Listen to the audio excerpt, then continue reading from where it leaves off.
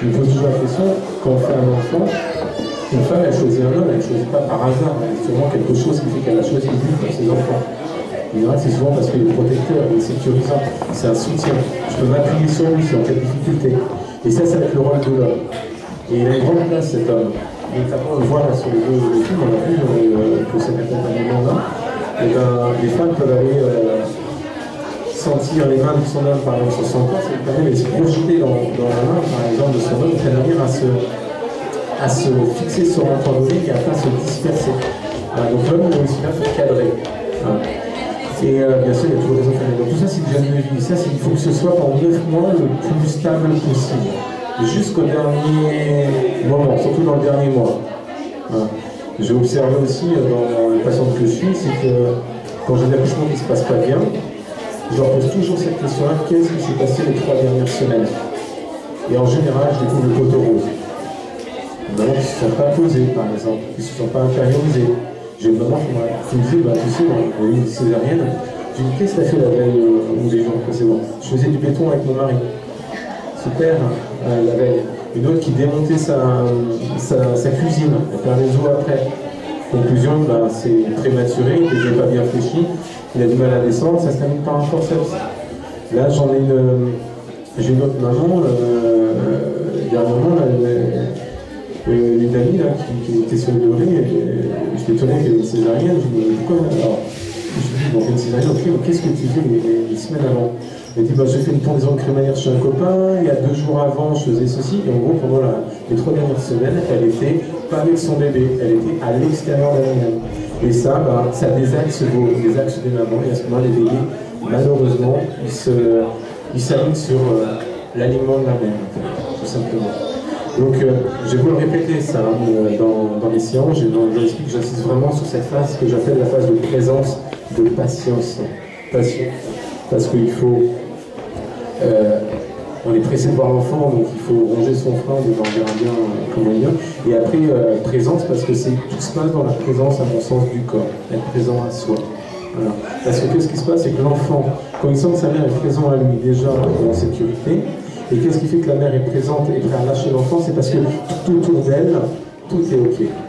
Le mari est dispo, la chambre est faite, matériellement, voilà, elle sait où elle veut aller, et là, elle se laisse aller, elle donne justement sa grossesse. Et l'enfant le sent, et là, il envoie, à mon sens, les hormones qu'il faut pour que les contractions arrivent et que la naissance se passe bien.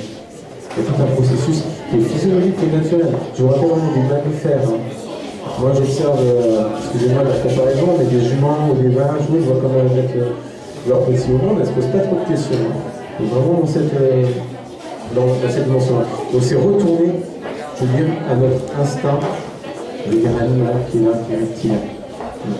Donc ça, l'hygiène de vie, c'est quelque chose que je fais assez tôt au début de la grossesse, pour qu'elle puisse se mettre en place. Mais malgré ça, je me rends compte que tenir le cap sur 9 mois, c'est déjà trop. Et j'ai des surprises aussi. Je me rappelle, maman, elle fait rigoler. Je lui ai fait, fais quand même attention à ce que tu manges, etc. Et puis dans ma salle d'attente, elle me sort un suchard au chocolat blanc. Dis-toi, le sucre, t'aimes bien ça. Oui, rappelle-toi ce qu'on a dit. Et en effet, elle a fait un bébé, d'ailleurs on a pu être césarisé parce qu'on a demandé si ça n'allait pas passer.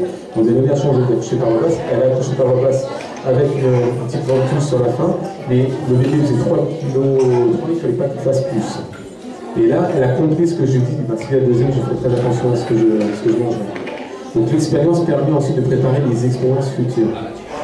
Ensuite, je crois aussi pour pouvoir accéder à cette présence-là, il faut connaître son corps. Alors je ne sais pas si les femmes qui sont là, vous connaissez bien votre corps, mais je suis toujours surpris, on a beau avoir Internet, des bouquins, d'être dans une situation où on a accès à beaucoup d'informations, je suis encore étonné de voir que la connaissance du corps de la femme, même les femmes elles ont des fois du mal à se connaître. Notamment au niveau du périnée, qu'est-ce que c'est en fait, comment il fonctionne. L'utérus, alors ça c'est un peu plus technique, mais quand vous allez voir comment un utérus fonctionne pour mettre au monde un enfant, c'est incroyable. Dans un même muscle, il y a 3 fibres musculaires différentes. Il y a des fibres longitudinales qui, lors des premières contractions, vont faire effacer le col. Puis les autres muscles qui vont se mettre en travail, c'est les muscles circulaires qui vont organiser, ou plutôt orienter le bébé dans la direction vers le bas et lui aider à fléchir sa tête pour dilater le col. Et après, il y a une troisième fibre musculaire qui est striée, qui vient alimenter l'enfant en oxygène et en aliment. Voilà. Tout ça dans un seul utérus qui, au départ, avant d'avoir un enfant, n'est pas plus gros que ça. Donc c'est un peu magique tout ça. Et quand on laisse le processus se faire, et bien tout ça, ça s'enclenche bien. Et si on n'est pas de grain de sable pour l'arrêter, on arrive à des naissances comme ça. Alors là, c'est là où je vais parler de la péridurale.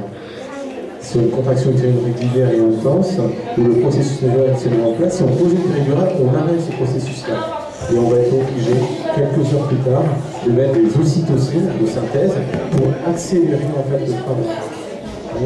Et donc on va retrouver des travails qui sont plus longs, qui vont être plus dystociques. Et donc le bébé il a le temps de changer sa direction de tête pour pouvoir faire que l'accouchement va se dérouler peut-être plus dérouler autrement. Alors, je ne suis pas contre la péridurale parce que c'est un bon outil, il m'a servi plusieurs fois, notamment sur des mamans qui ont du mal à lâcher prise. Alors, j'en reviendrai un petit peu tout à l'heure au niveau de notre cerveau, sur ce qu'on traverse, qu'on a fait. C'est un peu... Donc, une connaissance du corps va nous aider déjà à savoir de quoi on parle, et notamment les sensations qui vont arriver à certains endroits. En grossesse, notamment, le diaphragme il est très sollicité, on est comprimé, on a du mal à trouver l'air, parce que nos organes qui sont foie, estomac, rate, pancréas, vient le comprimer. Et si en plus on est sur l'émotionnel, le diaphragme il a tendance à se contracter. Quand vous êtes en colère, ou quand vous êtes frustré, ou quand vous êtes triste, par exemple, vous sentez bien ces sanglots qui peuvent arriver là. Et bah, c'est votre diaphragme qui contient ces émotions-là. Il faut pleurer un coup ou exprimer sa colère pour se sentir libéré. Voilà, bah, ça aussi, c'est une grande porte. Il faut apprendre à le libérer pendant la grossesse. D'où des exercices d'étirement, de relaxation, un travail sur les yeux également, qui peut nous permettre d'aller justement libérer ces espaces-là. Et puis, alors ça c'est ma manière de travailler. J'observe toujours la société dans laquelle je suis. Je me rends compte qu'on est des êtres qui réfléchissent beaucoup. On se pose beaucoup de questions. C'est notre cortex, c'est ce que j'appelle le mental, il vient nourrir des choses. Et quand c'est un premier enfant, on se pose une question, est-ce que je vais y arriver, est-ce que mon corps est capable de mettre au monde notre enfant?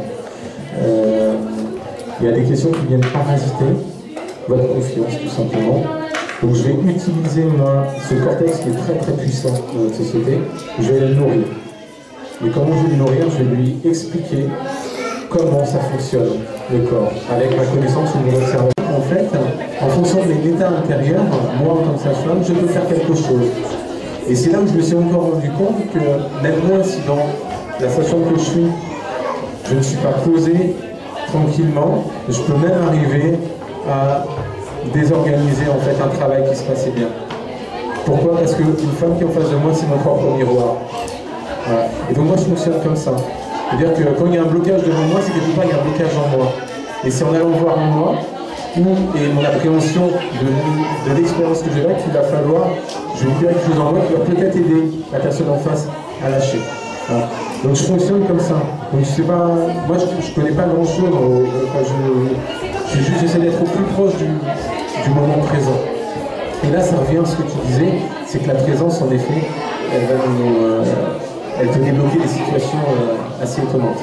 Faut pas être, alors, moi, mon idée c'est d'amener un maximum d'outils, donc les cours, les préparations que je fais sont assez détaillées, et ça c'est que pour nourrir le mental. Parce que si jamais on n'est pas un mental aussi puissant que ça, on n'aurait pas besoin de ces cours-là. C'est ça que je veux dire. Donc moi je m'adapte en fait à la société dans laquelle on est, qui est très codifiée, qui est très binaire, qui est très qui cloisonne en fait. Et donc pour décloisonner, je vais utiliser la force du mental pour le nourrir, pour aider ensuite la maman avec des exercices corporels de re-rentrer en elle, et à ce moment-là, elle est vers le lâcher prise. Voilà. Et donc moi, j'ai envie de vous dire, c'est à la fois simple, et en même temps, c'est pas évident. C'est d'être dans la présence. Alors qu'est-ce que c'est d'être dans la présence? C'est d'être conscient qu'on est sur Terre. Oui.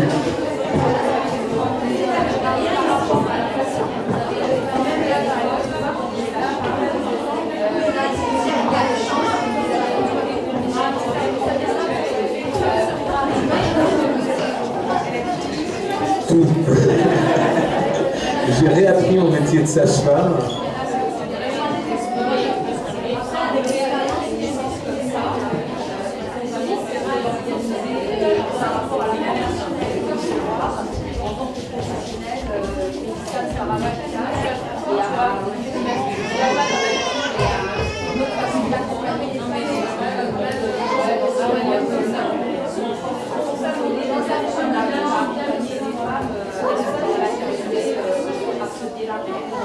Alors, pour le changement à grande ampleur, c'est vous les femmes qui allez faire la différence. C'est pas moi. Moi tout seul je ne peux pas faire. Par contre, les mamans toutes les mamans qui ont vécu ça, ces naissances-là, en demandant, ou du moins en faisant des choix conscients de ce que vous voulez dans les naissances, c'est vous qui allez changer le système. Je vous dis ça parce que, je vous disais, il y a un an, je faisais encore des accouchements, et dans cette présence-là, et j'ai eu malheureusement un événement difficile où j'ai eu un enfant qui est né très rapidement, avec un liquide teinté, donc je ne sais pas si vous connaissez, c'est que le liquide n'est pas clair, il y a les selles de l'enfant dedans, et j'ai eu un enfant qui a fait une inhalation meconiale. Donc quand vous êtes à domicile sans assistance, sans rien pour pouvoir faire face, vous avez la mort en face de vous, en fait, un enfant qui peut partir rapidement. Et bon, ce qui s'est compliqué, c'est que la femme n'a pas délivré non plus, donc elle m'a fait une hémorragie de délivrance derrière aussi. Je suis tout seul, j'étais quand même accompagné d'une collègue infirmière qui était là exceptionnellement pour cette naissance-là. On a transféré l'enfant à l'hôpital dans l'heure et ainsi que la mère. Tout le monde va bien aujourd'hui. Néanmoins, j'ai été obligé d'arrêter les accouchements à domicile. Non pas à cause de la maman, parce qu'elle n'a jamais porté plainte et qu'il n'y aura pas de problème, parce que justement, elle était elle prenait sa responsabilité d'accoucher à domicile, parce que ça on peut en parler aussi autrement. Par contre, le monde médical ne fait pas de cadeaux aux sages-femmes comme nous. Et donc si je voulais continuer à transmettre aux mamans cette manière de voir les choses, il a fallu que je me rende dans le cadre, que je redevienne binaire, on peut dire, pour pouvoir être entre le naturel et le monde médical. Et moi, aujourd'hui, ma place, elle est de plus en plus claire, parce que j'ai essayé de faire de l'accouchement à domicile, et première naissance à domicile, hémorragie de délivrance. Pas mal, voilà. C'est pour vous dire que, au bout d'un moment, je me suis dit, c'est peut-être pas ma place. Et donc là, j'ai repris ma place, et quand je suis entre deux mondes, monde médical et naturel, à ce moment-là, je fais des ponts. Et là, je fais avancer les esprits de mes collègues qui, au début, étaient très réfractaires de ma manière de travailler et qui, maintenant, rentrent. Vous voyez, donc les esprits s'ouvrent d'un côté, et de l'autre côté, les mamans sont quand même contentes parce qu'elles touchent quelque chose d'un peu plus naturel, de présence. Et en fait, on se rend compte que le lieu où on accouche, en fait, importe peu. Voilà. Quand vous êtes... ça dépend quel objectif qu'on se donne. Si on regarde, je ne parle pas du plaisir qu'on se donne à coucher à domicile, qui est irremplaçable, d'accord. Mais la naissance elle-même, j'ai vu, on a vu, je peux accoucher dans maman, enfin je peux accoucher, j'accouche pas, mais maman va mettre au monde son enfant dans une structure hospitalière, et quand on en parle, ben ouais, ça aurait pu être comme à la maison. Après, où on revient à la réalité, c'est qu'il y a 5 jours d'hospitalisation ou 3 jours. Donc là, on essaie de grignoter au bout de 48 heures pour pouvoir rentrer. J'arrive pas à faire moins de 48 heures pour l'instant. Mais je suis avec je suis le seul là-bas à faire ça en Charente-Maritime. Les esprits sont encore fermés au niveau du monde médical. Jusqu'à l'est, peut-être que c'est réglé. Donc, pour changer, la question, ça va se faire doucement, mais c'est... Oui, mais c'est pas le monde médical, c'est pas nous les professionnels, nous on peut vous accompagner, mais c'est les femmes elles-mêmes qui, en fonction de leurs demandes, bah, si vous allez...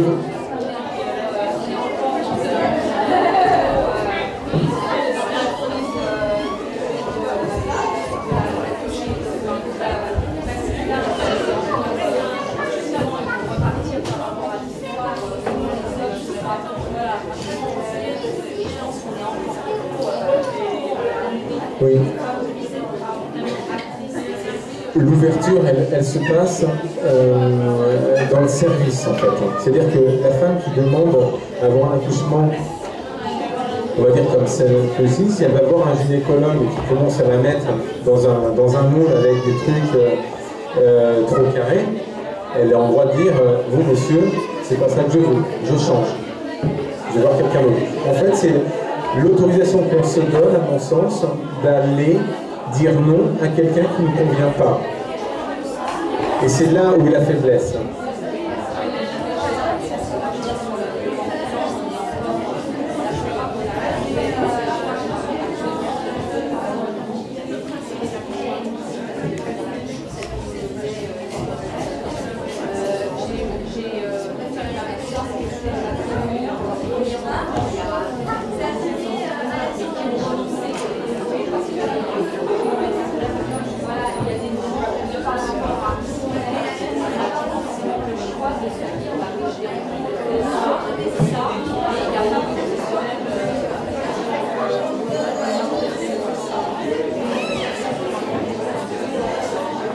Alors là, c'est un problème de démographie en fait professionnelle. Hein. Ouais. Alors, j'entends ça. Mais bon, pour dire que c'est long, c'est que Max Bochet, qui a commencé dans les années dans les 60, quand on voit le travail, moins de 4% de césarienne dans sa clinique quand même, hein. Moins de 4% de péridurale. Hein. Et ben malgré ça, on n'a pas pu faire bouger les grandes instances. Pourtant, les médecins, et malgré tout, il y a aussi une notion de pouvoir, et là je reviens, c'est que le monde médical s'approprie en fait, dans le sens, s'approprie comme s'ils avaient besoin d'exister à travers les actes qu'ils posent. Et là, quand on est comme ça, on dépossède en fait l'autre de son humanité, on va dire. Mais l'humanité, personne ne nous on l'a tous en nous, et ce qui est important, c'est que les femmes, elles se respectent. Et c'est ça, à mon sens, qu'il faut faire. Plus une femme va se respecter, plus elle sera capable de dire à sa femme, ça je veux pas, ça je veux. Ou voir, moi je prépare les mamans pour qu'elles arrivent au dernier moment à la maternité. En gros, ce que j'écoute, alors celles qui sont prêtes sur le plan, sur leur... j'ai une maman, elles arrivent, une demi-heure après, c'est fini. J'ai une maman qui m'a... Son objectif, c'était son troisième. Elle dit les deux premiers. Les deux premiers, j'accouchais à la maternité. Le troisième, si je veux quitter, j'accouche pas à domicile, là, mon mari ne suit pas. Par contre, je vais arriver au dernier moment.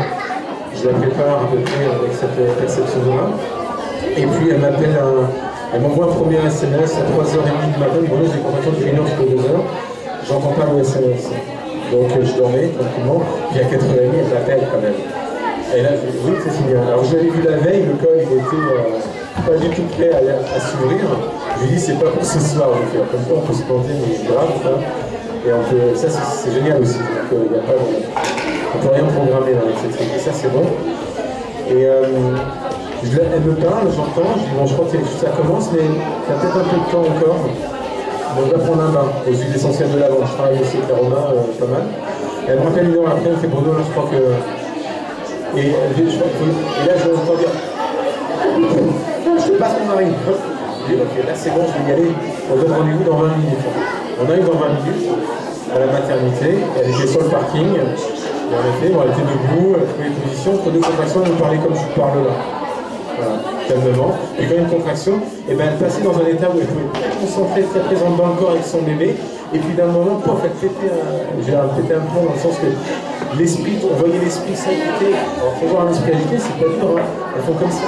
Et ça vibre tout. Et bien là, il faut les mettre dans le corps. Parce que si elle prend trop d'espace, à ce moment-là, elle perd pied. Et là, il y a un décalage. Et cette maman, je l'ai ramenée dans son corps, tout comme des coups, qu'est-ce que tu ressens, etc. Elle s'est calmée, on allait à la maternité, on lui a dit son contact, elle a accouché une heure après. Voilà. Et bien elle, dans son contrat, elle était contente parce qu'elle n'avait pas passé 12 heures en salle de naissance. Et c'est elle qui l'avait choisi. C'est pas moi qui lui ai imposé. C'est comme tout acte médical que je peux faire. Percer une poche des os, ça paraît anodin pour une sage-femme lambda. Pour une femme, ça peut être dramatique. Et bien avant de faire un geste comme ça, je demande toujours la possibilité. Et là, dans les circonstances où on en est, dans ce que je vois cliniquement, ça serait bien de rompre la poche des os. Est-ce que tu es d'accord? Non, je suis pas d'accord. Ok, je suis pas. D'accord, on voit. Et puis le chemin, ça continue. Mais pourquoi tu rompes la gorge? Je l'explique. Voilà, ton bébé il présente ça, si on rompt ça va te soulager, ou ton col n'avance plus, donc si je romps ça va aussi aider, ou si je romps là ton bébé il vient tout de suite. D'accord. Est-ce que tu es prêt?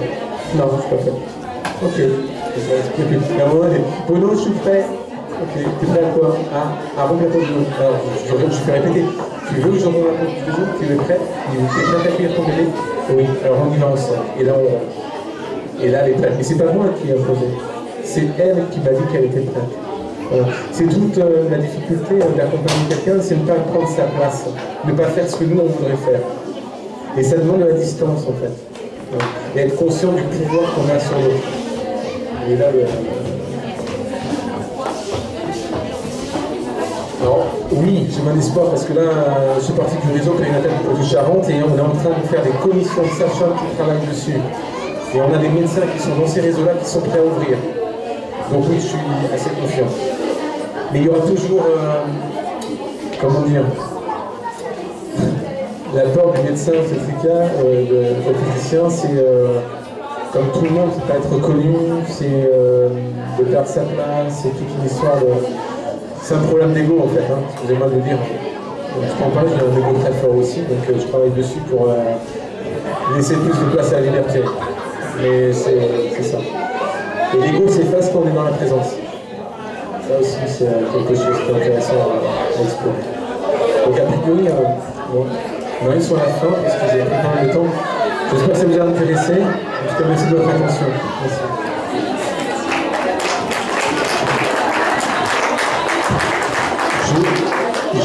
Je vais parler de Max Luquin, donc ces vidéos viennent de là, et en même temps il est en train d'écrire un livre à la fin de sa vie en fait.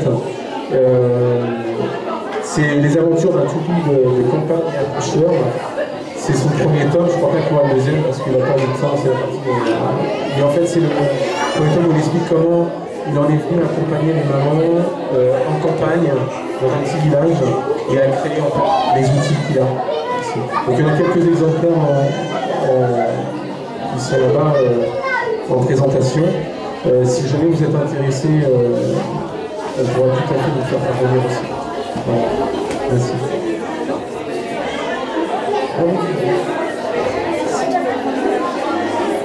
Encore, je transmets.